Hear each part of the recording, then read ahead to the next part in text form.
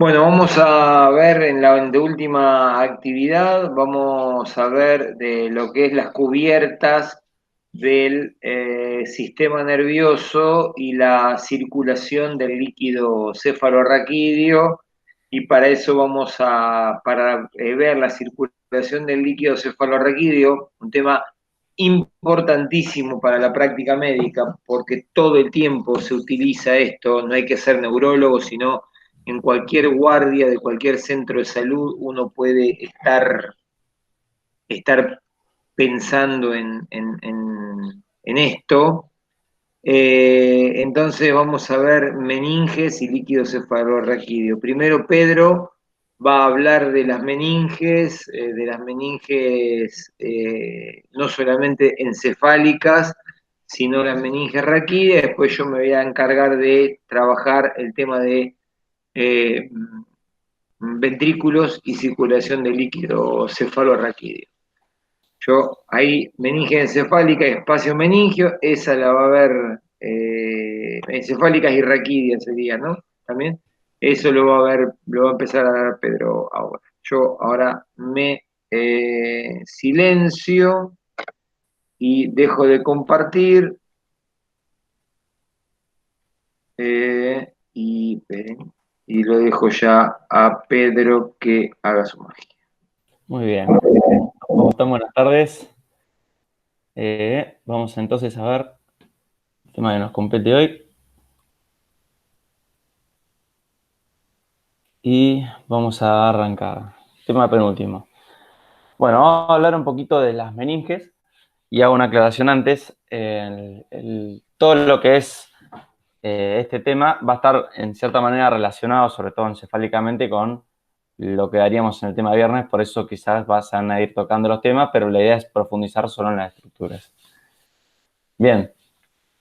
Como saben, el sistema nervioso central, cuando hablamos de sistema nervioso central, tanto el cerebro como el tronco del encéfalo, la médula, el cerebelo, son estructuras que van a estar cubiertas no solo por lo que es los huesos, sino también va a estar cubierto por las distintas capas protectoras y también que van a nutrir, que son las meninges, y también por líquido cefalorraquídeo. O sea, no es solo el hueso lo que cubre el sistema nervioso central, sino que son estos elementos que vamos a hablar hoy.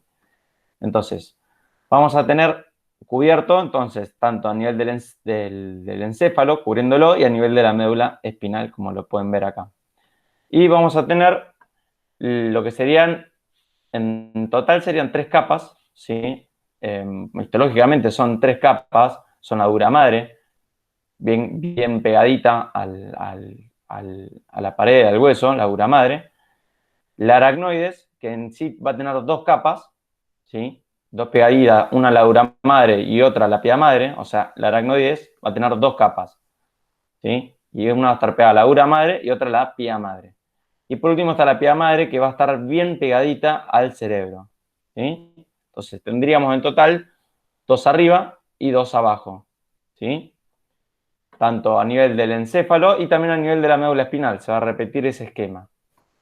Y a la su vez también estos nos va a terminar dando distintos espacios que ahora vamos a ir viendo después. Bien, entonces acá lo mismo, sobre todo en la imagen de arriba, quiero que vean, donde tienen la uramadre primero, fíjense, es más gruesa, es más dura, es más de protección.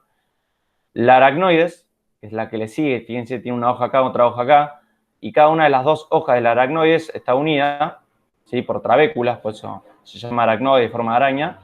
Y después está la de la pia madre, que lo que va a hacer es cubrir y que se para sobre su membrana basal, cubriendo ya a lo que es los astrocitos y todas las estructuras nerviosas, ¿sí? Esta es la última capa de protección que tiene. Bien.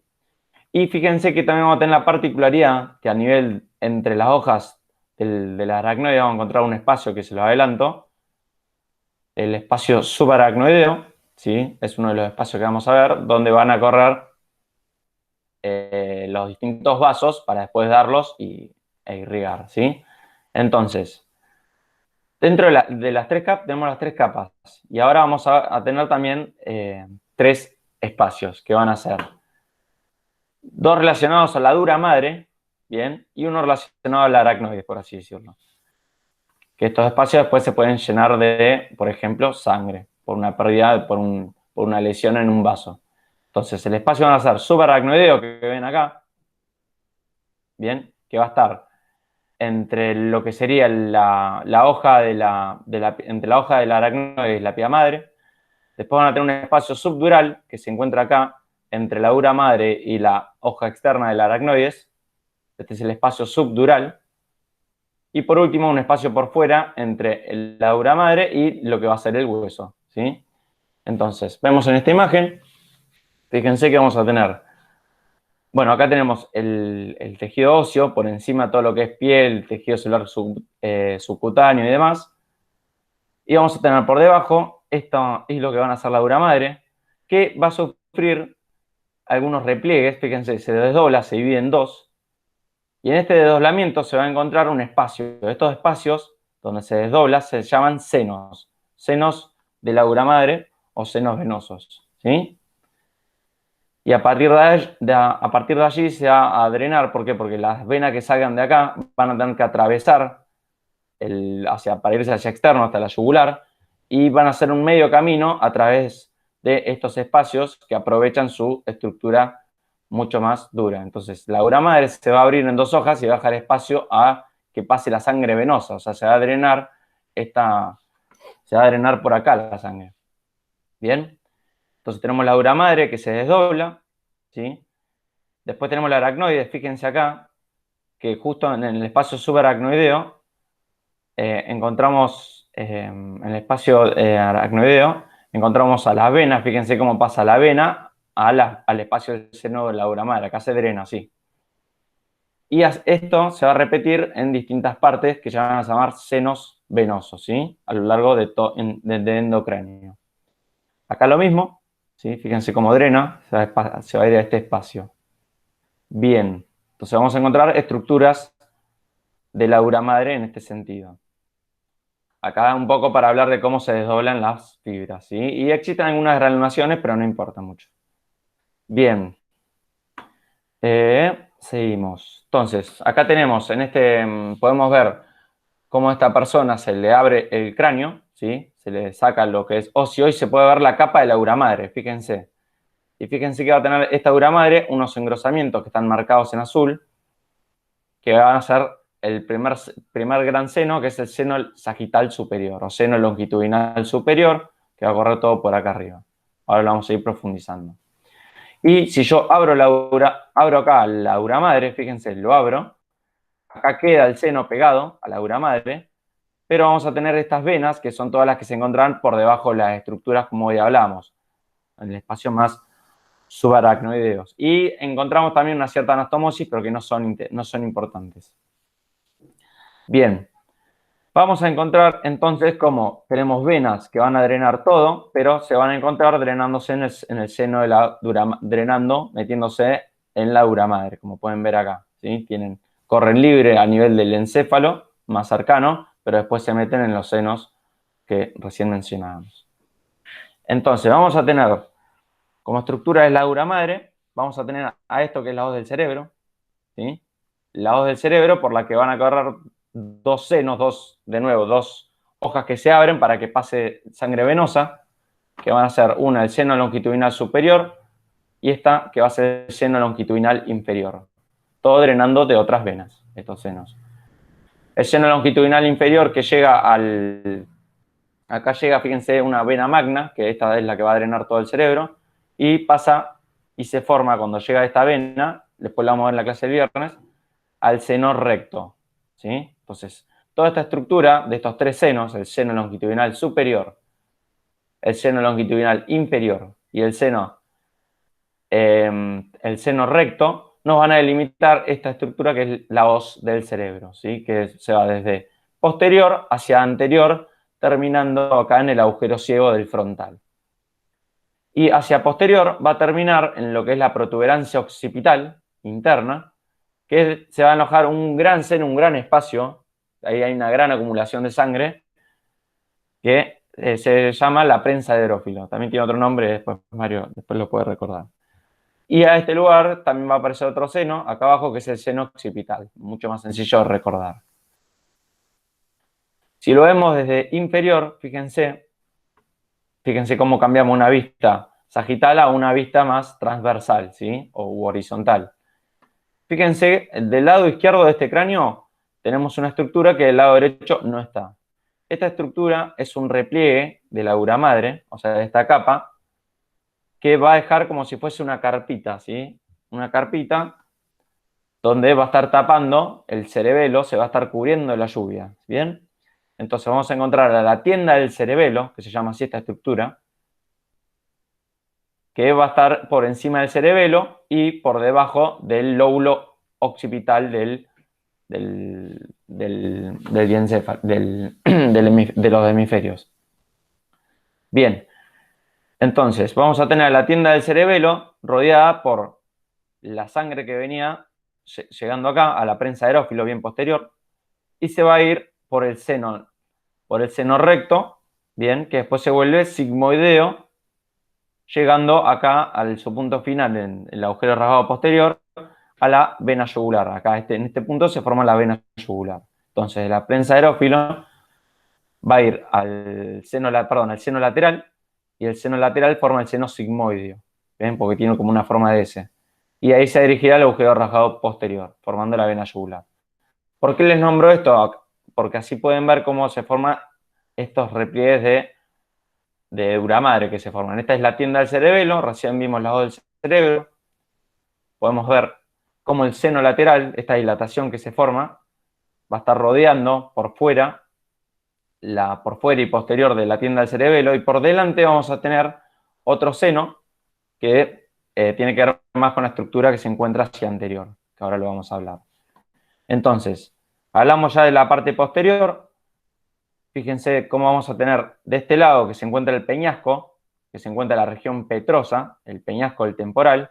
Vamos a tener dos venas que corren por acá, a lo largo del peñasco del temporal. Dos senos en este caso, porque tienen que ver con las dos capas de la dura madre que se abren. Tiene el seno petroso superior, que llega a esta altura, ¿bien? Y otro es el seno petroso inferior, más por debajo, ¿bien?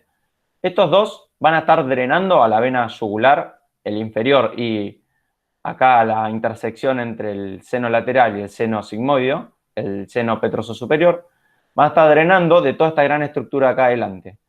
Y si lo ampliamos, me adelanté, si lo ampliamos podemos ver cómo se forma toda una capa, ¿sí? Todo esto que ven azul en realidad es una otra tienda, ¿sí? Que va a aparecer otra estructura trabeculada de la dura madre, que tiene que ver con el seno cavernoso, ¿sí? Llama esta estructura que ven acá a lo largo del cuerpo del esfenoides, alrededor, es el seno cavernoso, ¿bien?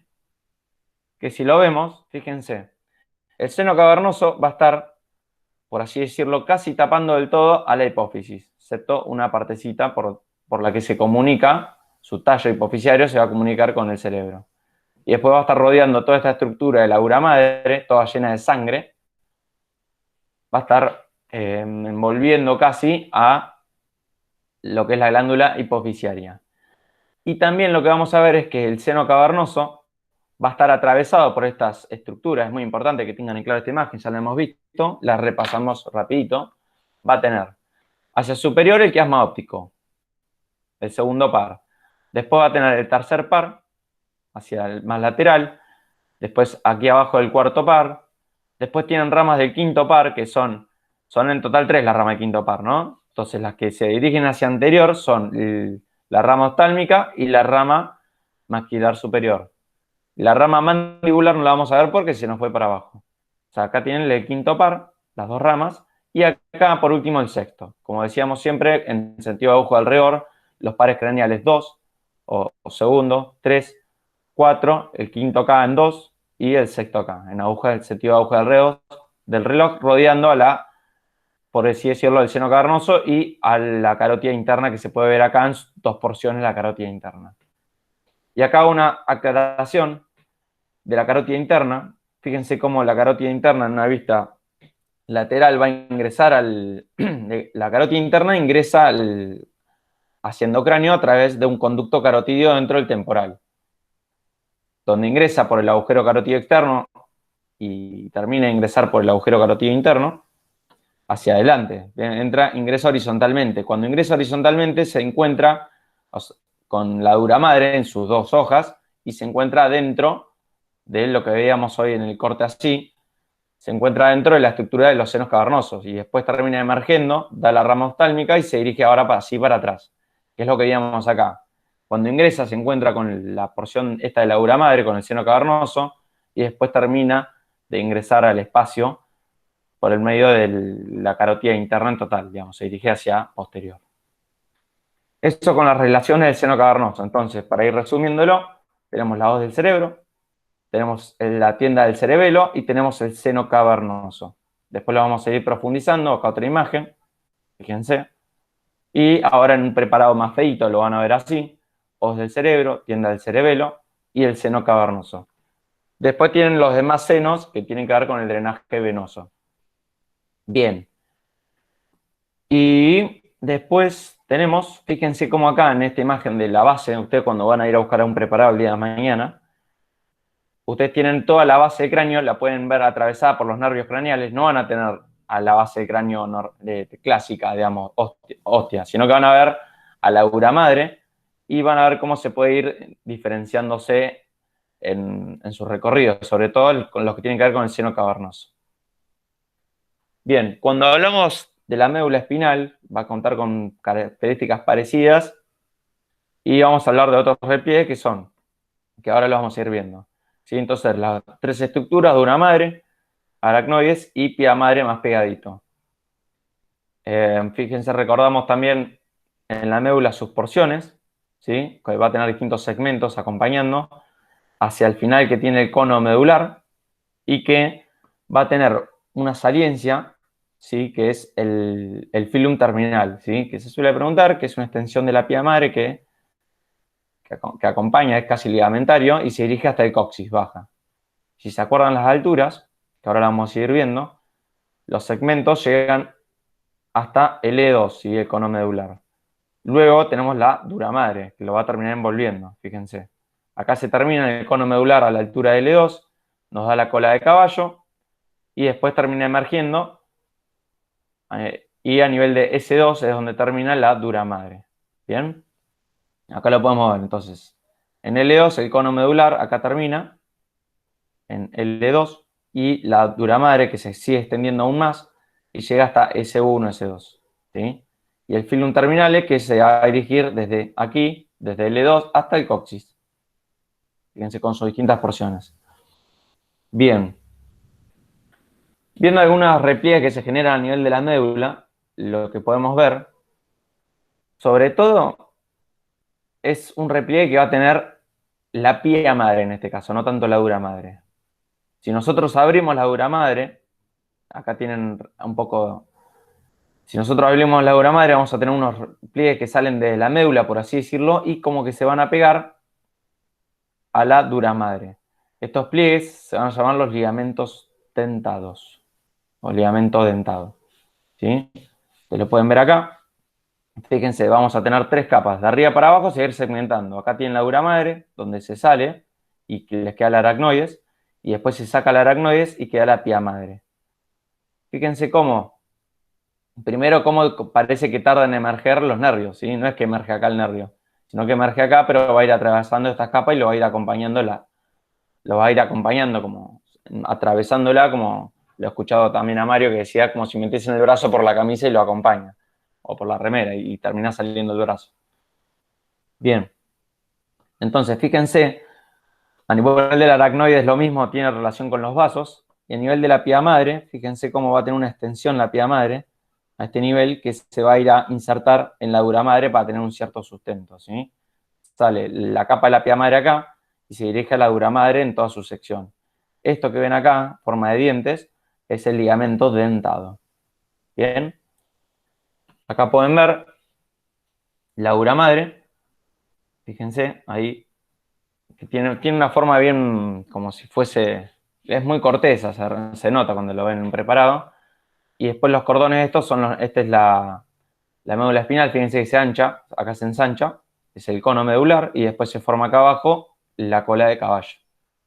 O sea que a esta altura estamos en L2. Y acá fíjense cómo emergen los nervios y tardan un poco en salir, fíjense.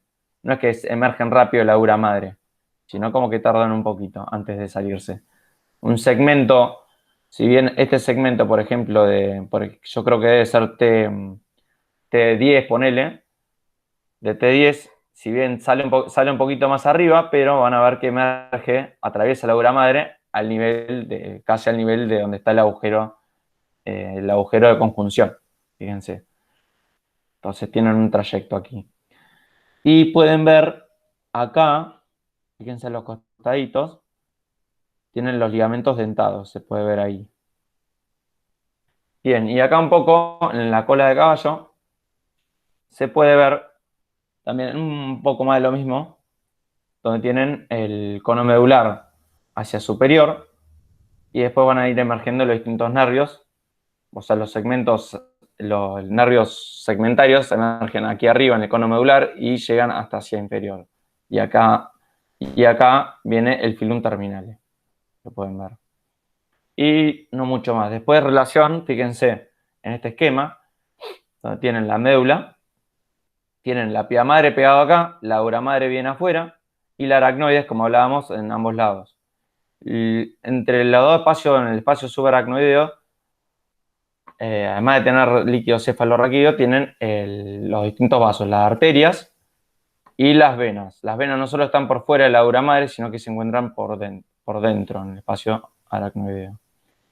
Entonces, los espacios meningios. En los espacios meningios, acá tienen la definición, donde pueden ver que el espacio epidural está por fuera de la dura madre, o sea, entre la dura madre y la porción ósea. Y sobre todo ahí van a encontrar más que nada, por ejemplo, pueden encontrar una arteria, por ejemplo, la arteria meningia, la que está bien pegada a la pared. Y bueno, y grasa y tejido conjuntivo. Después tiene el espacio subdural, entre la dura madre y la hoja externa del aracnoides, o sea, un poquito hacia externo del seno, perdón, hacia interno del seno, por dentro de la dura madre, donde contiene un líquido seroso lubricante y no mucho más.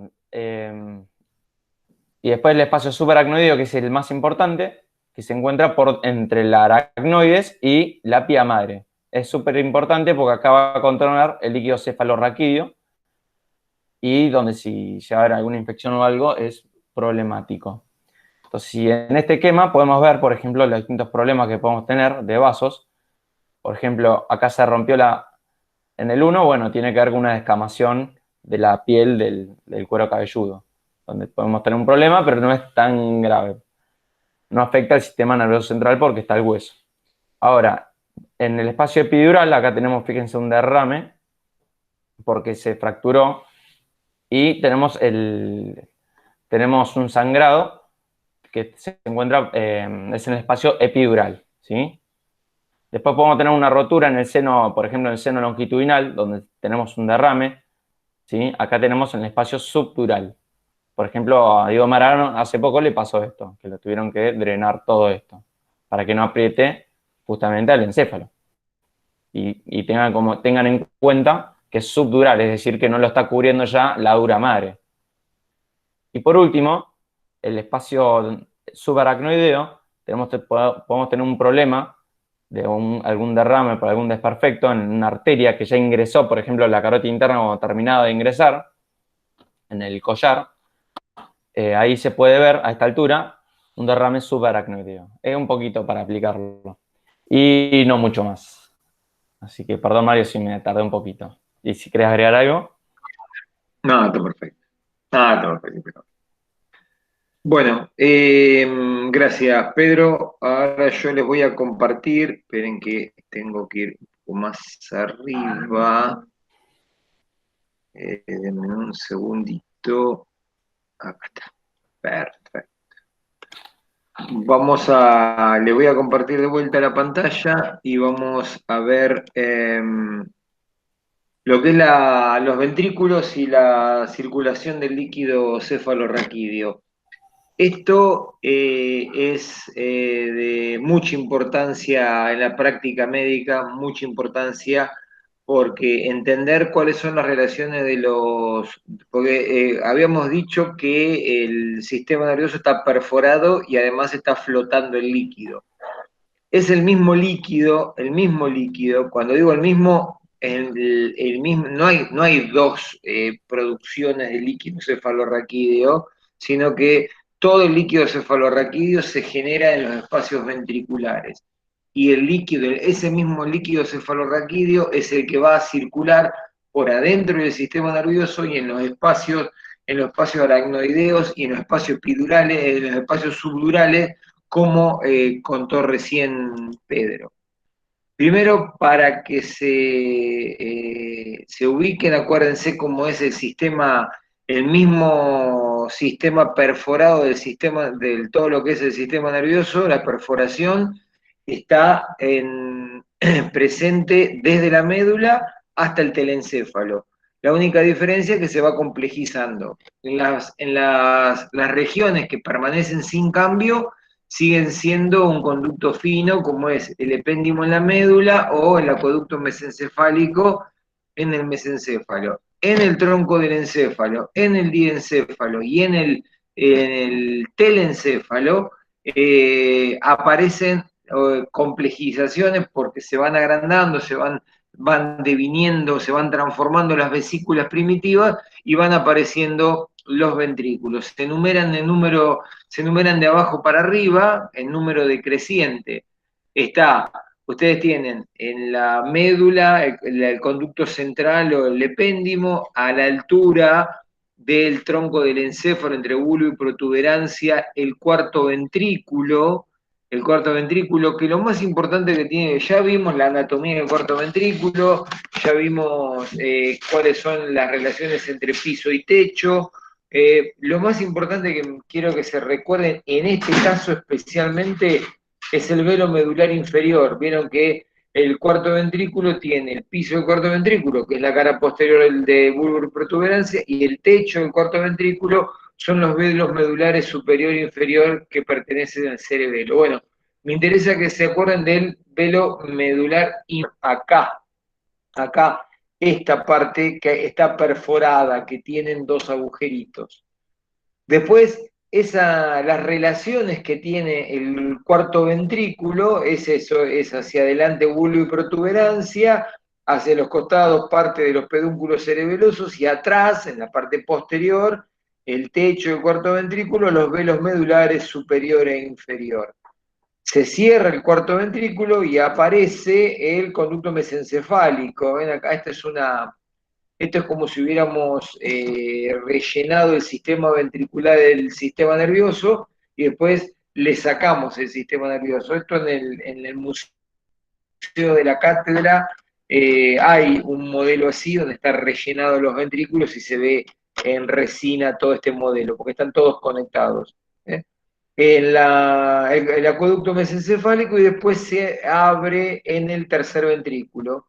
Acuérdense que en el tercer ventrículo tiene forma de huevito, a los lados del tercer ventrículo, de este lado y del otro lado de la imagen, está ambos tálamos y en el medio, el tercer ventrículo está como limitado, porque no existe en el medio, hay como un agujero que en realidad es una porción que no es del ventrículo, que es la conexión intertalámica. ¿Ven? La adhesión intertalámica, porque ambos tálamos están unidos por sustancia gris y sustancia blanca, y entonces la unión intertalámica hace que el tercer ventrículo tenga como si fuera un orificio o esté incompleto.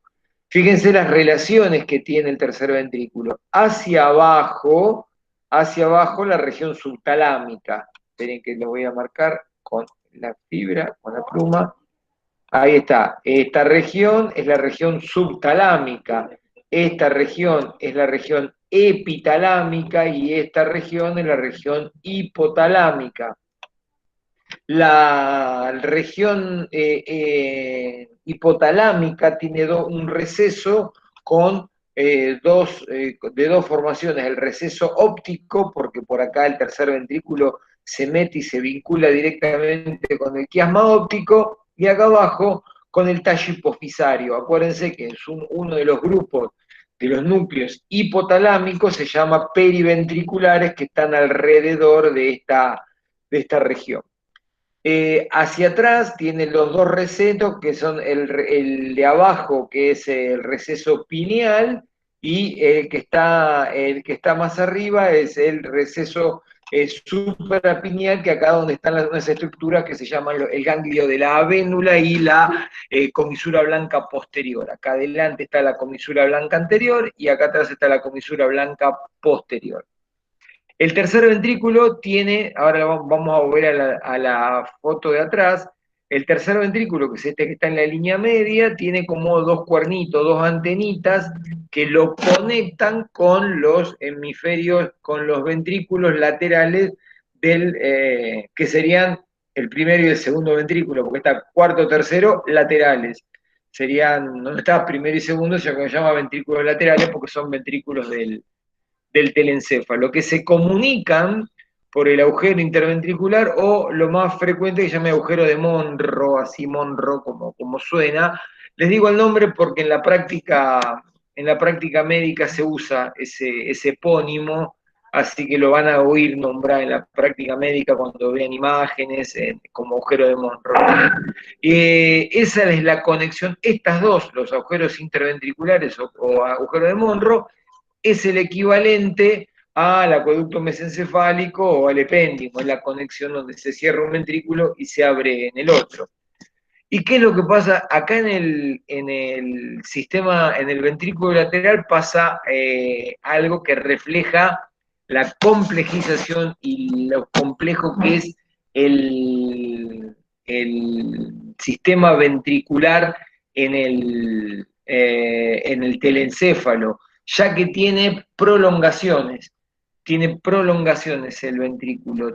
Acá abajo sería la región del cuerpo calloso, por acá abajo, van a ver, perdón, acá arriba. Acá arriba está el cuerpo calloso y acá abajo está el trígono. Pero fíjense lo que tiene una prolongación que se va hacia adelante, que es la prolongación frontal, se mete dentro del lóbulo frontal. Tiene un cuerpo que es la parte media, que ocupa más o menos el lóbulo parietal, y tiene dos prolongaciones, un cuerno que se va hacia atrás y uno que se viene hacia abajo. El que se va hacia atrás es la prolongación occipital y lo que se va hacia adelante es la prolongación temporal.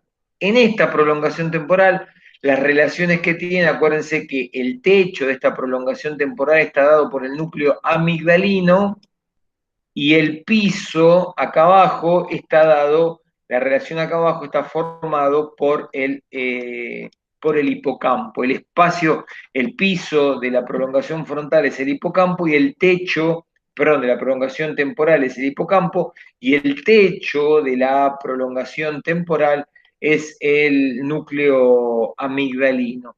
Las relaciones más importantes que tiene la prolongación frontal, toda de hundimiento, esta porción cóncava que tiene, está dada por el núcleo caudado. Todo el núcleo caudado que rodea es la principal relación que tiene la prolongación frontal de la cara lateral en la cara lateral de la prolongación frontal del ventrículo lateral. Y hacia atrás está dentro de la estructura del lóbulo occipital y se mete dentro del lóbulo occipital como la prolongación homónima. Fíjense cómo se ven los ventrículos en las tomografías. Entre la cara interna, entre el ventrículo lateral y ventrículo lateral, acá, entre prolongación frontal y prolongación frontal, que sería en este espacio que está acá, este espacio, esto que está acá es la prolongación frontal. Por acá afuera el núcleo caudado, pero por acá adentro la relación que tiene es un septum. Ambas prolongaciones frontales del ventrículo lateral están unidas en contacto por un septum de sustancia gris que se llaman septum pellucidum o septum lucidum. Y a medida que se van separando, va hacia atrás, se van separando en lo que sería el cuerpo y la prolongación temporal. Acá abajo, fíjense que está la quinta circunvolución temporal, y acá arriba chiquitito va a estar ubicado el núcleo amigdalino. Rodeando por afuera todo esto está el núcleo caudado. Acá afuera van a ver que está el cuerpo, perdón, la cabeza, el cuerpo y la cola del el núcleo caudado. Así es como se ven, fíjense, en el cuerpo, este es un corte coronal, el que ven a la izquierda, o sea, a su izquierda, es un corte coronal, o sea, un corte frontal, en el plano frontal, donde tienen la corteza cerebral, la hendidura interhemisférica, en el fondo de la hendidura interhemisférica está el cuerpo calloso, por debajo del cuerpo calloso está lo que sean, esta pasa más o menos por la mitad. Ven que este corte que está, ven a la izquierda, cuando lo ven a la derecha, más o menos está pasando por la mitad del tronco del encéfalo, así que está pasando por el cuerpo de los ventrículos laterales. Ahí abajo, acá todavía se ve por debajo del cuerpo calloso, se ve parte del fornix, del trígono. Y hacia abajo, fíjense cómo hay un tálamo de este lado y otro tálamo de este lado en la porción diencefálica, ahí tienen el tercer ventrículo. Acá se insinúa el acueducto mesencefálico y acá empieza a ver parte del cuarto ventrículo. En relación al líquido cefalorraquídeo, ustedes cuando ven la circulación del líquido cefalorraquídeo, tenemos que volver a la relación que tiene la dura madre con el sistema nervioso. En gran parte de lo que dijo Pedro, la dura y la aracnoides están bastante pegadas, el espacio subdural es bastante chiquito, no hay tanto espacio entre la dura y lo que sería el sistema nervioso, el encéfalo propiamente dicho, excepto en dos lugares, o sería tres lugares. Dos más importantes en el tronco del encéfalo, en en la región hipofisaria y después en la región lumbar. En esos espacios, en la región del hipofisaria, en la región del tronco del encéfalo y en la región lumbar, es como que se separa un poco la dura del sistema nervioso, y esa separación da lugar a lo que se llama las cisternas. Son cisternas, son como lagunas donde como que le quedara grande la meninge al sistema nervioso. Fíjense que esto, el 2 es el mesencéfalo, el 3 es la protuberancia, el 4 es el bulbo, acá tienen el 6 es el cerebelo, el 5 es el cuarto ventrículo, velo medular superior por acá, que acá no se ve tanto, pero más o menos por acá está el velo medular inferior, y acá está la dura. Fíjense la dura, la distancia que hay entre lo grande que es el espacio subdural. Bueno, esto se llama cisterna. También está en la región de la hipófisis, también está bastante separada, que también hay una cisterna hipofisaria. Esta cisterna se llama cisterna magna, la del tronco del encéfalo, y la cisterna que está, esta es muy importante, sobre todo esta para la práctica médica, que es la que está en la región lumbar, que es la cisterna lumbar. Es como que el saco subdural le quedara un poco más grande, que hay más espacio entre la dura madre y el sistema nervioso, en este caso la médula. Acá, bueno, en este caso no está la médula porque la médula terminó en L2, está a la altura de L2, este es T12, esto es L1, este es L2, la médula termina ahí, todo este espacio que está acá abajo es la cola de caballo. Por esto lo vamos a retomar en este momento. ¿Cómo se genera, cómo circula el líquido cefalorraquídeo? El líquido cefalorraquídeo se produce en los ventrículos, en el ventrículo, en el cuarto ventrículo, en el tercer ventrículo, en los ventrículos laterales, por unas estructuras neovasculares que se llaman plexos coroideos. Los plexos coroideos filtran el plasma, filtran el plasma y dejan, es como si fuera un ovillo vascular, como si fuera un colador, una media que tiene, que viene, por un lado viene el plasma, se filtra y del otro lado del plexo coroideo aparece el, el líquido cefalorraquídeo, o sea, se va produciendo permanentemente a medida que la sangre va pasando por los plexos coroideos, se filtra y se genera el líquido cefalorraquídeo, que es agua. Agua. Van a ver que en los libros de clínica le dice líquido cristal de roca, qué sé yo nunca exprimí una piedra, pero es agua, transparente. Ese líquido que se genera en los plexos coroideos empieza a circular en el espacio ventricular, todo a lo largo del espacio ventricular, desde la médula hasta los ventrículos laterales, todo un conjunto, esto es un continuo. El espacio siempre es el mismo entre lo que sería el acueducto, el epéndimo, se conecta con el cuarto ventrículo, se conecta con el ventrículo, el tercer ventrículo, con los ventrículos laterales. En general tiene una circulación que es de cefalocaudal. ¿Por qué cefalocaudal? Porque acá retomamos este espacio, estos espacios que son importantes en el velo medular inferior. El velo medular inferior está perforado, tiene dos agujeritos que se llaman medial y lateral. El medial se llama de Magendie, los laterales se llama de Luschka, lo van a leer así en los libros de anatomía, pero ¿qué es lo más importante en estos orificios del velo medular inferior? Que el líquido cefalorraquídeo deja de estar dentro del ventrículo, o sea, dentro del sistema nervioso para pasar a estar alrededor del sistema nervioso. Entonces empieza a circular por todo el espacio del espacio subdural.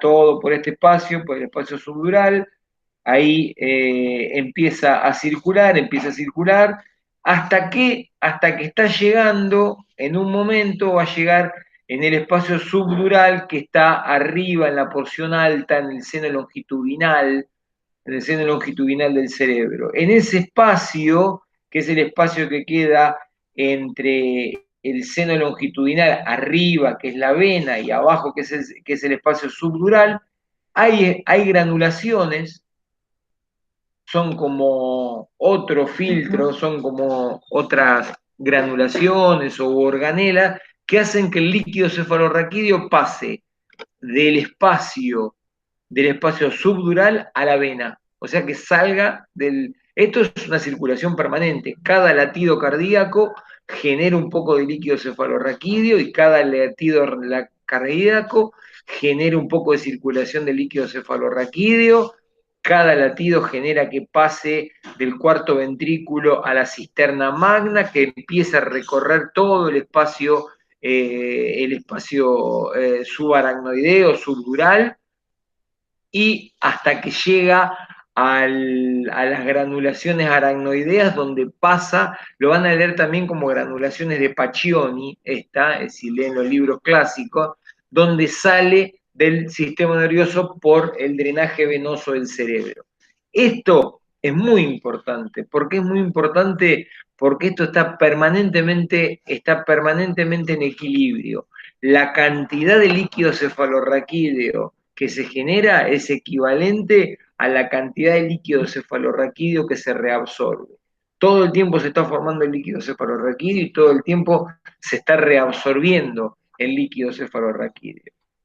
Fíjense, como les decía, en las cisternas, esta es la cisterna magna, esta es la cisterna lumbar. ¿Y para qué sirve eso? Porque el líquido cefalorraquídeo es un elemento de análisis, uno puede ir a buscar, a ver hay un montón de cuadros clínicos que uno para hacer el diagnóstico tiene que ir a analizar el líquido cefalorraquídeo.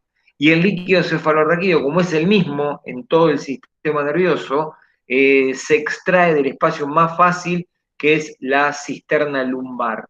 Para eso se toman siempre con los pacientes de costado, porque los pacientes acostados con decúbito lateral, toda la presión del líquido cefalorraquídeo es más o menos la misma, no hay problema de gravedad, Entonces, lo que se lo hace de medio un bollito, que separe las apófisis espinosas y se toman dos medidas. Una es la línea que está entre ambas crestas ilíacas, porque entre ambas crestas ilíacas está a la altura de la cuarta vértebra lumbar.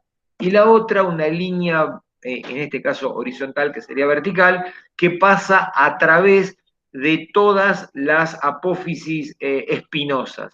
En ese espacio donde se unen, donde se tocan ambas líneas, al costado de la línea se busca, se palpa perforar el ligamento amarillo y se entra al espacio subaracnoideo de la cola de caballo. Acá uno no corre el riesgo de pinchar la médula porque la médula quedó mucho más arriba, porque acá estamos a la altura de la cuarta vértebra lumbar.